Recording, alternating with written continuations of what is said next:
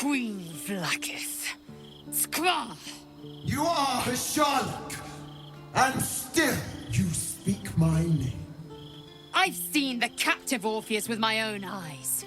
Spoken to Gestil Kithrak Voss. You lied to us. Enslaved us. The betrayer Voss lies! I have only a moment, and you, Hasharlak, will listen. We are Githyanki. We move mountains. We snuff out stars. We shake the plains. The traitor Voss has lied to you. The heretic prince would shatter us in an instant. The great dominion shrunk to the head of a pin. Can this be true? Is the Githyanki prince really a threat to his own people? Or simply a challenge to Vlakith's rule? Return to the astral prism. Slay Orpheus the Pretender. Serve me, and I will ascend you. You will be no mere warrior, nor Kithrak. You will be Barta Vlakith, commander of dragons. My only, my chosen. A final chance. Kneel before me. Make your promise. Lae'zel's thoughts become yours. The sight of Orpheus looms over her mind. Voss's words echo within it. She means to forever turn her back on Vlakith.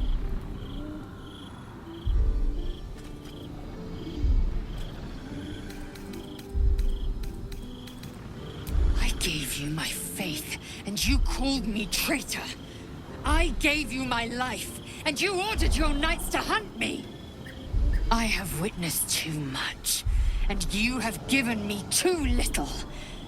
Finally, I can see. Orpheus will live, and I will hear his creed. This is my word. Your word is nothing! You are nothing! The Kithraki will bring you.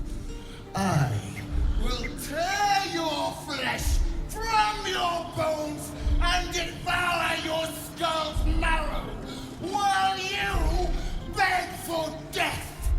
I will consume you. I will unmake you.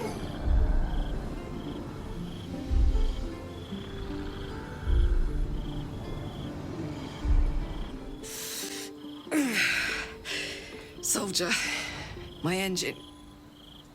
It hurts. I think this might be it. Soon. Things burning hotter than I knew it could. But look, we've just about made it to the city. That'll do me. Let's go protect it. Whatever happens after that is between me and the so-called gods.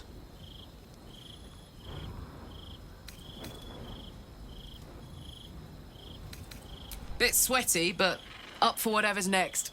Ugh. Thanks, soldier. Can't wait to be home. Anything that comes after that is extra. We just played host to an undying queen. Oh, and that's without our fine silverware. Lae'zel has courage turning her back on a lifetime's belief.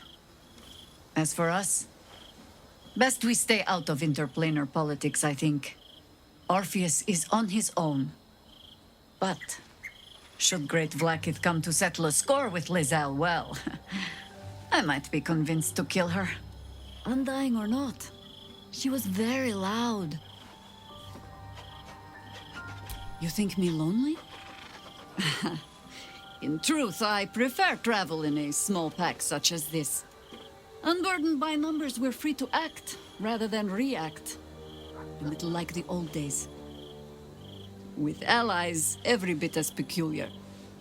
Give or take a few tadpoles.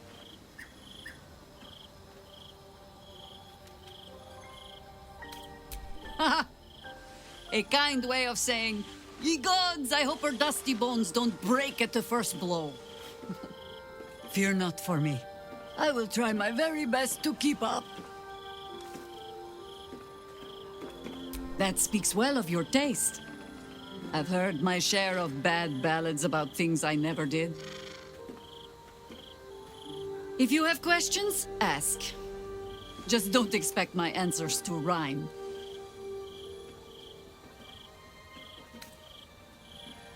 More than I would like. In my youth, I was a brief and very much unwilling member of a colony's hive mind. I felt the way they think, saw the world as they do.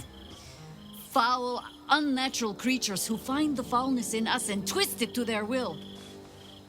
But then, who am I speaking to? You have far more experience than I.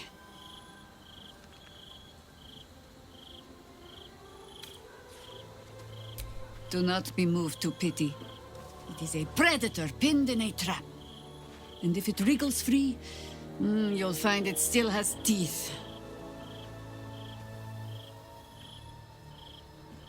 Ask it. It was Baal alone we faced in our time.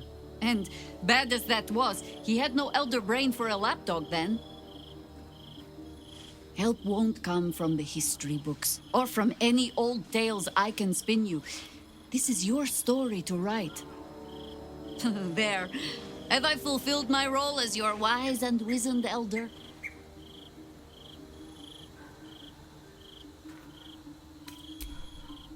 I've passed enough years that counting them is a waste of what remains. Which is to say, yes, I am that old. So, Lae'zel's finally seen the light and turned on her mistress. It took a little time, though it's not over yet. Masters rarely let their slaves go without a fight. I won't lie. The thought hardly fills me with glee. Even with my newfound advantages, he's still an incredibly powerful vampire. But he's arrogant, too. If he does hear I'm back, he'll try to take me and expose himself in the process. Then I'll be able to strike. Neither will I, darling. At least I hope you'll come along for the show. But regardless, the plan is simple. Find him, stop him from gaining almighty power, and then really enjoy killing him. And if I can seize that almighty power for myself, well, all the better. It is done. There is no going back. As long as the Undying Queen reigns, I am never to soar unbound over the astral sea, never to cross the one in the void. As it should be. Better a short life built on truth than immortality woven of lies. Better to unite the Githyanki under a prince who would free their minds and honor their bodies. So why do I feel so bitter?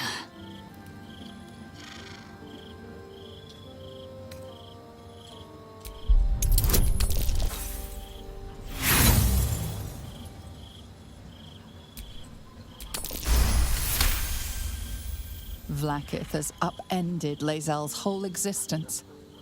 Everything she knew to be true, every plan and aspiration she ever held has been painfully ripped away. Lae'zel's bitterness is born of sadness. She is mourning the loss of the person she once was, and can never be again.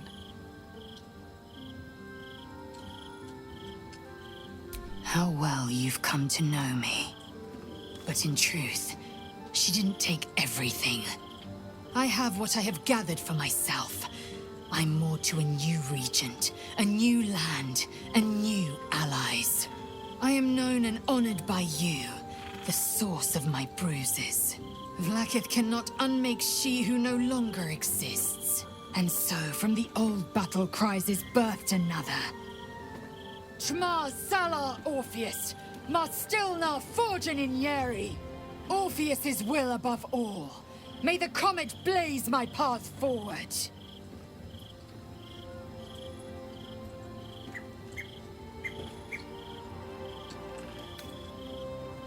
Vlaakith's left hand and her right. Commander of all dragons, chosen of the Queen Regent. Not since Vlaakith I has a Bart to Vlaakith been anointed. Another empty promise. Only a naive fool would believe otherwise. The kind of fool I was not so long ago.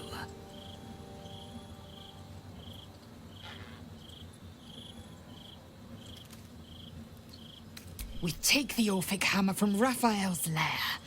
Orpheus Tavki Nazin.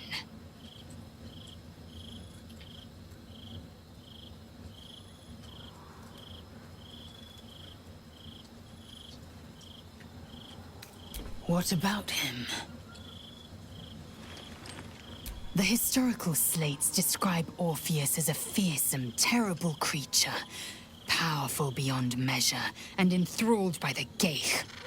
So mad with power, he'd smash through the Githyanki Empire and deliver the shards to his illithid masters.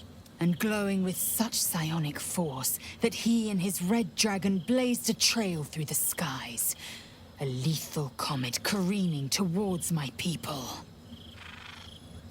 Lies, of course. Vlaakith spread a false image of Orpheus as monstrous betrayer, and her knights as the butchers who sliced him through. She was right to fear him, I'll grant her that. So great is the comet, it could shatter her reign.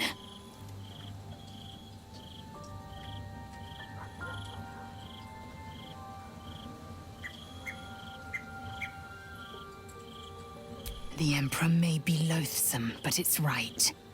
Orpheus can disrupt a gay hive mind.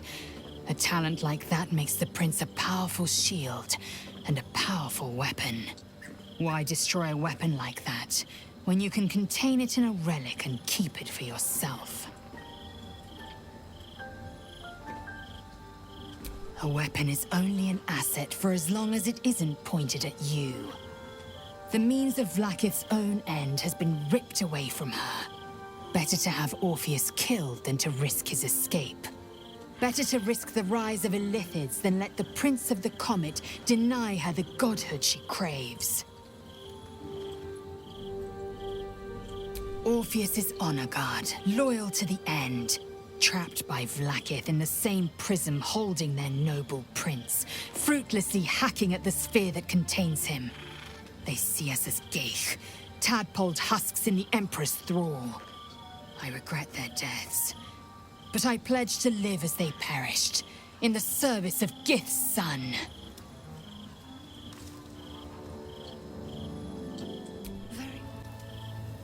I met her twice. The first time, I was a boy of 7 or 8, at a banquet in the Flaming Fist's honor. One look and I was smitten. Chestnut hair that flowed behind her like willow fronds, as she floated from one room to the next as if carried by clouds. The second time, Stelmane was different. Even with the aid of a cane, each step she took was a struggle. Every word she spoke took great physical effort. A stroke victim? I asked father later. No, he said. A stroke survivor. You sense uncertainty in Will's voice. He questions his father's explanation.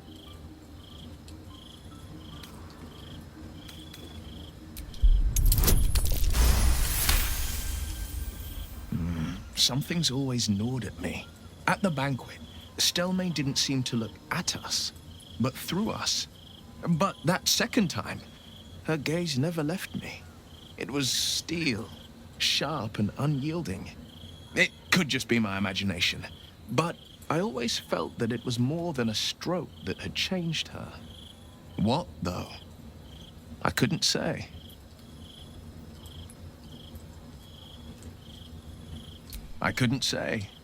But think about this. My father was tadpoled. Stelmane is dead. The people are frightened and the council's in disarray. To exert control, you must first sow chaos. A tyrant's strategy, as father would say. These murders aren't random acts. Someone powerful is guiding the killer's hand, and the city is made weaker for it. If our traveling companions continue to make poor choices, we will soon have every god in this plane and the next hunting us.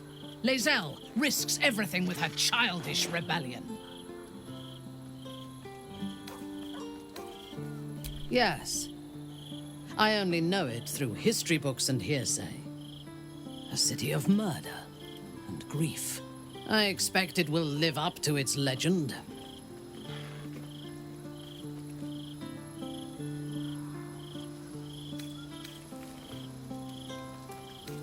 I do not want a devil to hold my fate in his hands any more than a god. I say we put the devil from our minds and trust in ourselves. If anyone should have the power of the crown, it should be us.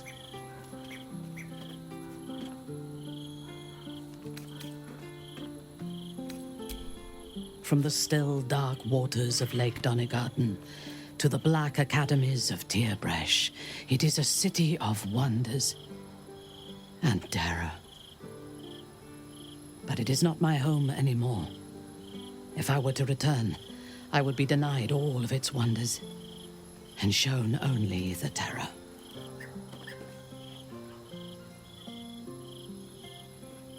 I am a daughter of Menzoberranzan's most ancient and powerful house, the Bainray. I lived a life of privilege and danger. My home was at the tallest point of Cuel Arzol, the place of the nobles, a plateau high above the city's sprawl. I enjoyed every luxury, whether harvested in the Underdark or stolen from the surface, and I survived my first assassination attempt while I still suckled at my mother's breast. I tasted her blood that day. She covered my body with her own, and a blade bit deep into her chest, almost puncturing her heart. When I came of age, she tried to take my life herself, and I gave her fresh scars to match those she earned protecting me.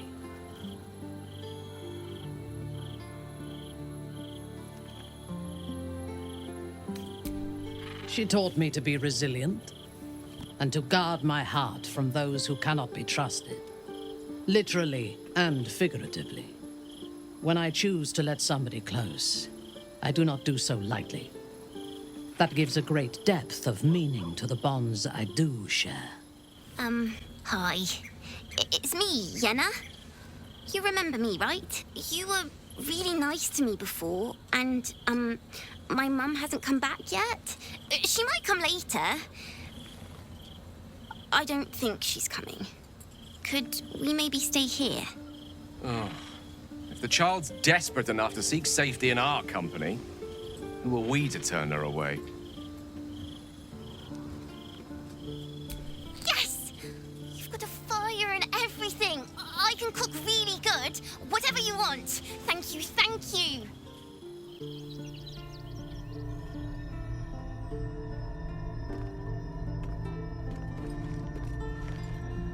How did you? Oh, it's you. I must have let my mind wander. Enough for you to wander in. Forgive me. I am drained. Ever since you killed Ketheric and took his netherstone, the Chosen's control of the brain has been brittle. It's rebelling against Orin and Gortash, fiercely. I suspected that when we took Ketheric's stone, the brain would begin to break free. Those brain quakes confirm that my suspicion was correct. I do not know what happens now when it receives their orders, and I do not dare guess. You feel the Emperor's fear as if it were your own. An elder brain enslaved is one thing. An elder brain unleashed will be the end of everything. Beautiful, isn't it? The mighty Prince Orpheus, contained in submissive slumber. Come. You may as well sit a while, now that you are here. Your company isn't unwelcome.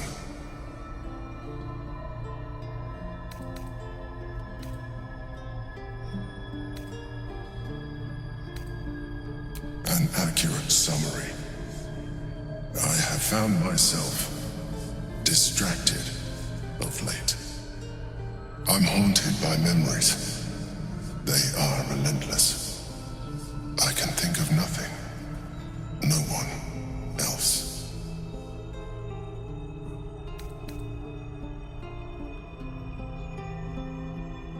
Not love, no. What I had with Belen Stelmane was much more than that. It was unique, at least when she was alive. You thought you were my first ally. Far from it. I have long sought the allyship of others. It is the only way to succeed. Though my relationship with Belen was different from my relationship with you.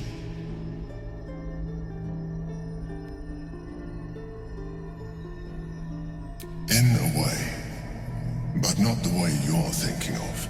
In life, she was my business partner, back when we ran the Knights of the Shield. A difficult task for a mind flayer. Duke Stelmane trusted me, and the city trusted her. I conceived the plot, but Belen took center stage. It was she who met with the merchants, politicians, and patriarchs. It was she who negotiated deals and signed off on agreements. Her rooms played host to the most important conversations in the city. Together, we brought order to chaos. At its height, everything that happened in that city went through the shield. Through us. I could not have done any of it without her. Just as I cannot do any of this without you. But now, she is gone.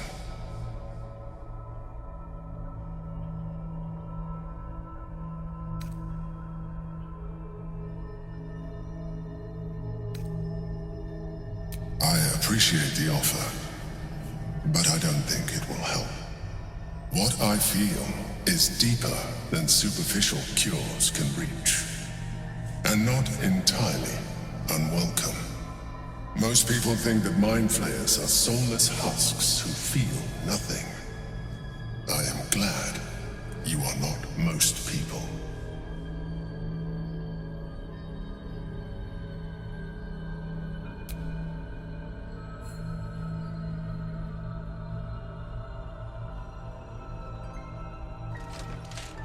You have shown me great empathy. We are closer now. Close enough, I hope, that I can ask you to reconsider your position regarding your physical form. I know it is no easy choice for you, but we will have a far better time ridding the city of Gortash if you accept just a touch of illithidness. Not to mention the Elden Rain itself. Our chances against it greatly improve the more illithid we both are. Another quake. The brain is rebelling again. I need to focus, and so do you.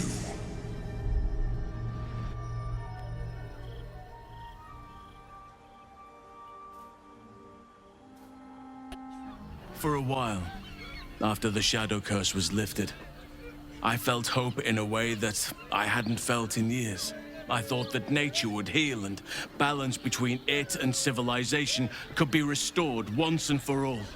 Yet since we neared the city, I've seen more and more signs that I was being naive. Refugees, orphans, the downtrodden, all being left behind. If such sorrows are the fruits of civilization, perhaps there can be no true balance between it and nature.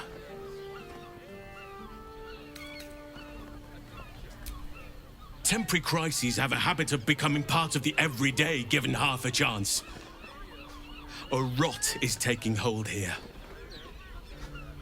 That poor girl, Yenna. This city will devour her as sure as any wild predator would do. Be it through malice or just neglect. Her fate will be sealed by this place. Society should be judged based on how they treat their most vulnerable. Baldur's Gate may deserve harsh judgment from what I've seen so far.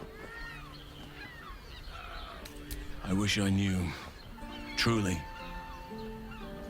A problem for another day, perhaps. I just hope there is another day. At least we took Yenna in off the streets.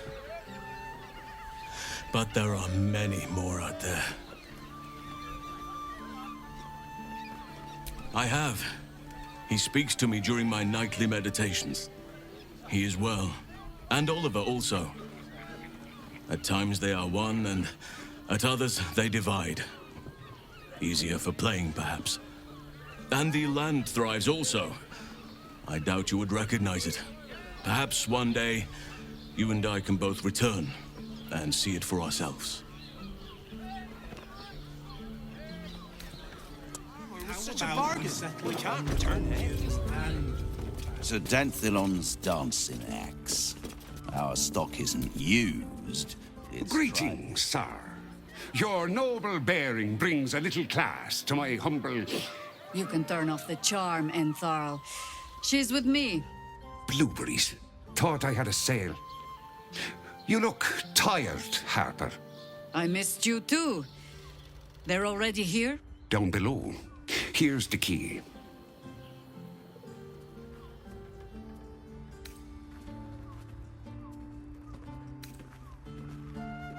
Ha! Clearly you do not know our Harper Most High. I wouldn't say that. We've traveled a long road together in a short time. The others will be taking their ease here.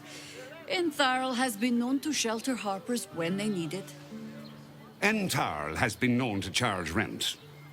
Harpers have been known to ignore him. Now go on. The short father may send me an actual paying customer today.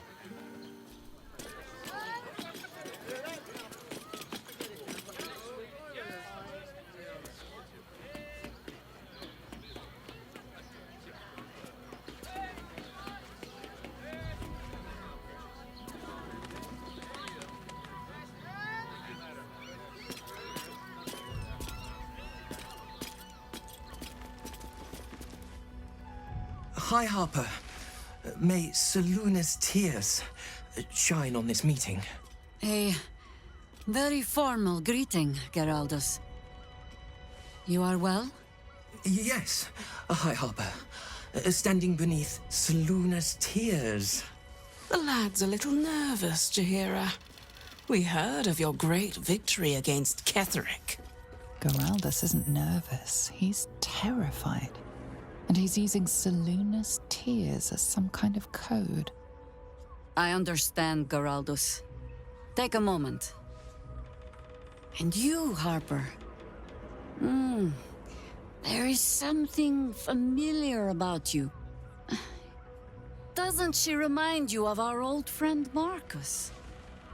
Jaheira's meaning is clear. Marcus was a traitor laying a trap. The same, it seems, is happening here.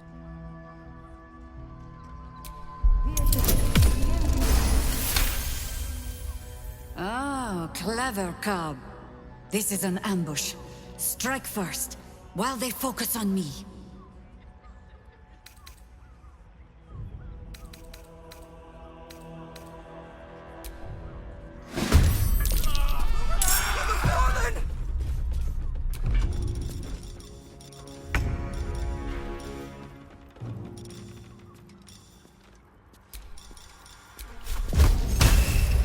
I see, at once!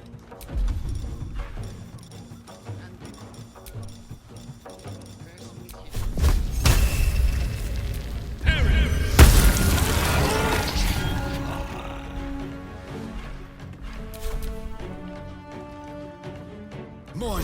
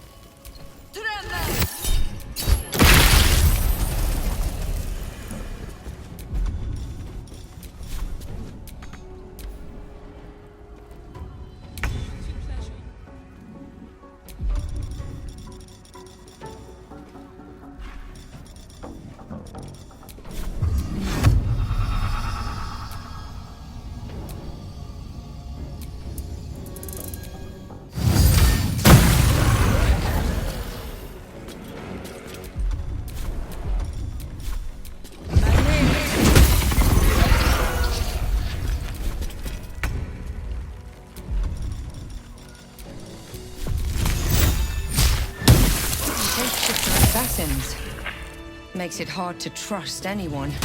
Mahler's mark. How many more? Did I get it right? Seluna's tears. It is said no false face can stand beneath their light. An old code, Harper. But yes, you got it right. Now I need your report. We had eyes on suspected cultists in the city, like you asked. We thought we were tracking them, but... They were tracking you instead, evidently. Doppelgangers. And they're not just working with the cult, High Harper. They're part of it. Ballists, I think. Answering to Orin the Red, then. Go on. Everything seemed fine until your latest orders. Until we started to search for the Rashomar. They struck the same night. I woke to one of them strangling Chelvin, while smiling at me out of her face. She said... It said... that I'd report back to you as normal. Lure you here, and... I had no choice! I'm sure it felt that way, Geraldus. The others were likely dragged back to Orin. Tortured. Sacrificed. I do not expect you to die for me. But to risk Entharl, any citizen who might have wandered in, there is always a choice. And the Harper must be able to make the hard ones. Perhaps this isn't the life for you after all, Geraldus. No, Jaheira! High Harper, please! I'm still a Harper. I want to help! You've scarcely signed up, boy. And there is a war coming. Why die a Harper, when you could still live as anything else?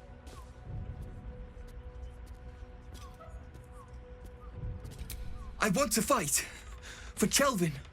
For all of them. So it means something. Death is death. To look for meaning in it is foolishness, boy. Childish storybook nonsense. Exactly the kind the Harper would spout, I suppose. Fine. I have no right to make the choice for you. Not when this mess is of my making. I sent the Harpers hunting after the cult, without thinking what it would mean to be hunted in turn. Now they are compromised. And if not for you, I wouldn't even know it. I'm sorry, Geraldus. Harper. And I owe you an apology as well. I haven't told you everything I hope to learn here today. First, Geraldus, you're the last Harper in the city I can rely on. Lay low and rest while you can. I have matters to discuss with my friend here. Orin knows the hunt. In one stroke, she places the Harpers beyond our reach. Separates us from our pack. Until we know who the false facers are, we cannot trust anyone beyond ourselves.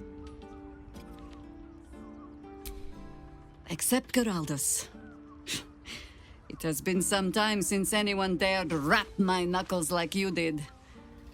No less than I deserve. I have not been overly generous with the truth. I came here to learn of the Chosen, true enough. But I set my Harper searching for someone else, too. Tell me, what do you know of a man named Minsk of Rashomon? The name is as familiar as Jaheira's own. A hero of the time of troubles, who saved the city more than once.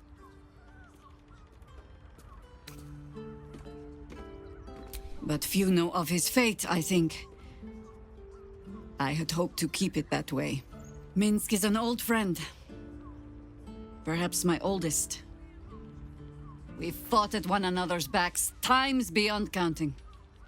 And the last time I saw him, I left him to die.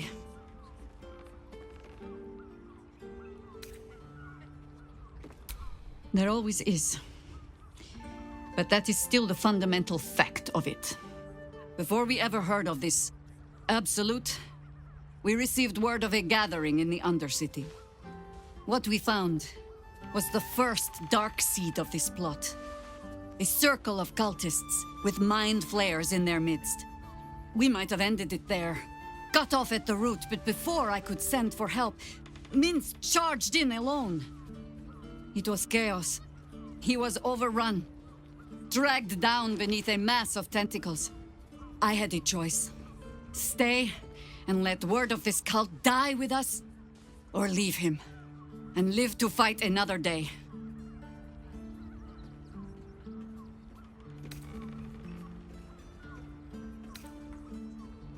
The world takes much from those who presume to defend it. But sometimes, you get to take it back. So don't be sorry, because I mean to use you, if you're willing. Infection, indoctrination, eradication. That has been the fate of everyone the cult has captured so far. But it has not been yours. With your help, perhaps it need not be Minsk's either.